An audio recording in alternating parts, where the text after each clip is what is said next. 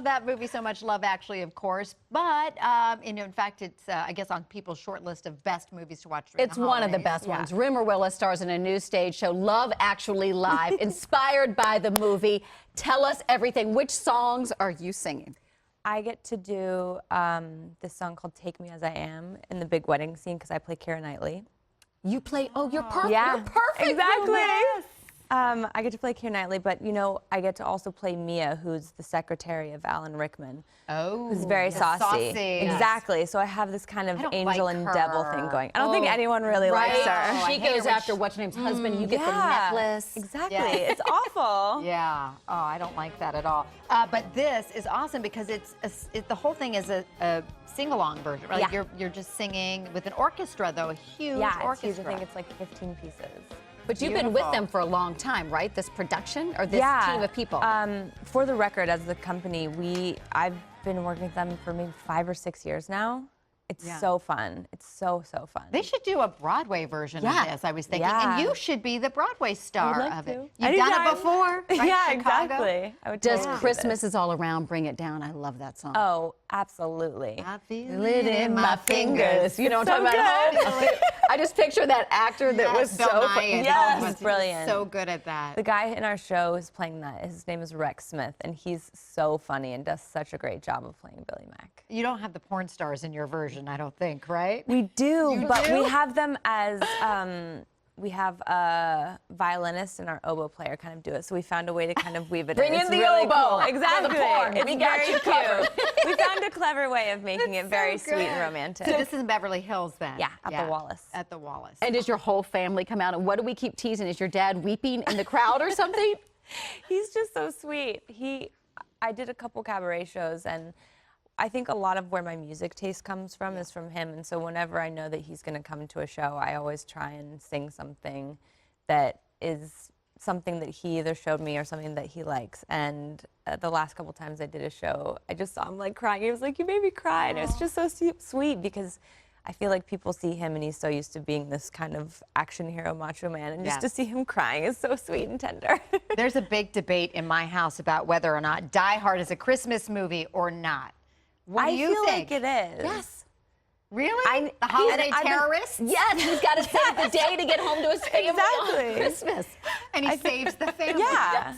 It's totally a Christmas movie. Do y'all ever rewatch it at your house around the holidays? I haven't in a while, but I feel like I want to this year, and I want to actually ask him if he feels like it's a Christmas movie, because I totally think it is. This morning in our elevator, they do like funny stats that pull up, and that pulled up saying whatever percentage. I'm not good with Believe data. it's a Christmas movie? Believe it's not a Christmas movie, and I was upset about it. It is 100% a Christmas movie. Yeah, I think so. See, I don't think so. I don't think it is. I mean, just because it takes place around the holidays, it doesn't make it a holiday movie. Yeah. It's got to be feel good when the guy's blowing things up. He's saving people.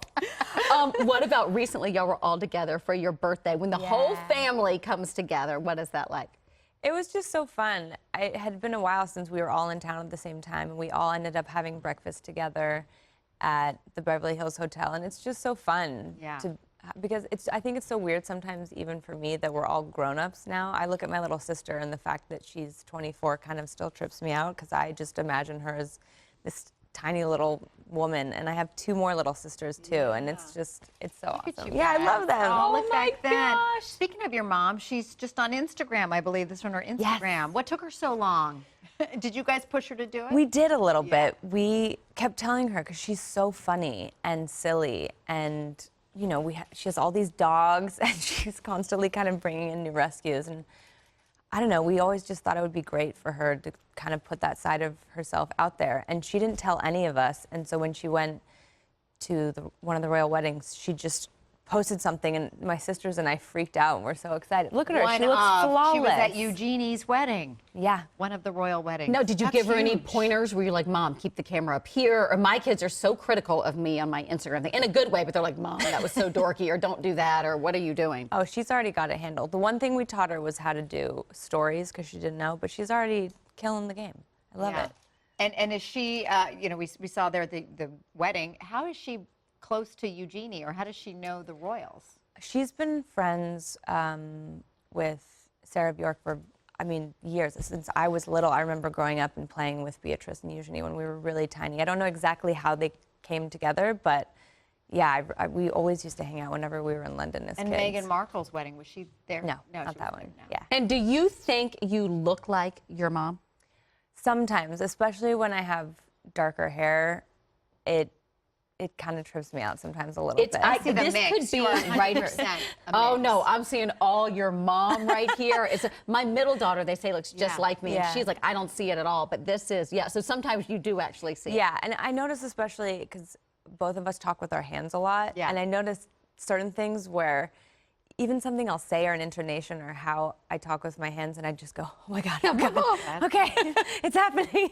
You got a big movie next week, or Oh next my week, gosh. next year coming out. Once Upon a Time in Hollywood. You play Margot Robbie's, or I guess Sharon Tate's Best friend, friend, yeah. right? But Margot Robbie's playing Sharon Tate, which is Yeah. crazy. Tell us, who's your character? Her name's Joanna Pettit, and she was one of the last people to see Sharon Tate alive. and went to visit her on the day she died. And I have to say, it was such an unbelievable dream come true. Being on, I mean, I've always been a huge fan of Quentin's, but to be on his set and just see how the whole workspace that he creates kind of flows, it was such an unbelievable The opportunity. fashion on this, we've been putting up can't pictures of wait. Brad It's Pitt amazing. and Leo DiCap with the highway. I'm The obsessed with all of 70s. this. good. Oh, they're back. Happy holidays. Thank you, guys. We think your family should do a red table talk like Jada's doing. It's just I a would thought. love to do that. I do love that. her red table talks. And it They're could be so a dip purple unbelievable. table, It could be blue right? table Blue talk. table talk. We're in. Love Actually Live is playing now through the end of the month here in LA at the Wallace Annenberg Center of the Performing Arts. If you're out here, it is a must-see.